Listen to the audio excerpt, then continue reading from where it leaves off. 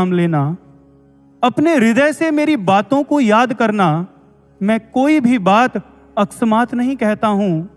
मेरी कही हुई हर बात की तुम्हारे जीवन में प्रासंगिकता होती है, चाहे वो आज हो चाहे वो आने वाले समय में।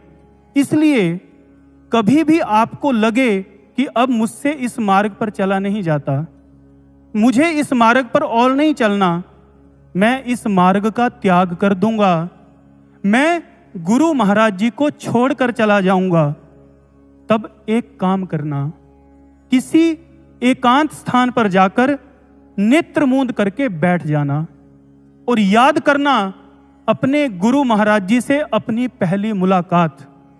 याद करना गुरु महाराज जी के वो प्रेम पूरित और ममतामयी वचन जो आपने पहली बार सुने थे। देखना जब वो दृश्य आपकी आंखों के सामने आएगा ना, आपकी आंखें भीगे बिना नहीं रहेंगी और आपके हृदय में जो एहसास पैदा होगा वो भक्ति मार्ग पर आपको फिर से खड़ा कर देगा। आपको अपने भीतर से ही गुरु महाराज जी का प्रेरणादायी स्वर सुनाई देगा। क्या खो गया है ऐसा जो हिम्मत हार बैठे हो, ना उम्मीद होकर अपने जीवन से क्यों रूठे हो, बन तेरा हौसला तेरे संग मैं चलूंगा, यूं ना तुम मायूस हो कदमों में जहां रख दूंगा। हमारे गुरुदेव हमारे साथ हमारा हौसला बनकर खड़े हैं।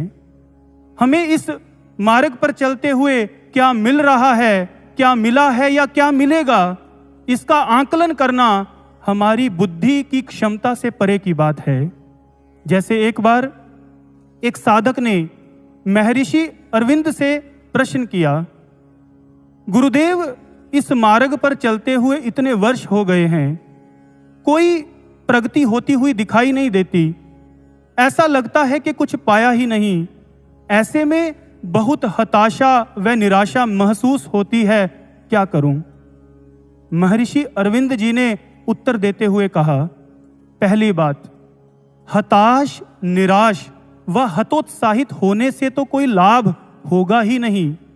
दूसरी बात, आप अभी इतने सक्षम नहीं है कि इस अध्यात्म पथ पर अपनी प्रगति का आकलन कर सको, ये अनुमान लगा सको कि आप कितना आगे बढ़ चुके हो, क्योंकि आंतरिक सफलता बाहरी सफलता की तरह दृष्टि गोचर नहीं होती। यह कुछ घंटों, कुछ दिनों, कुछ महीनों या कुछ वर्षों का मार्ग नहीं है, ये तो जन्म जन्मांतरों की यात्रा है। इस यात्रा को पिछले जन्म में आपने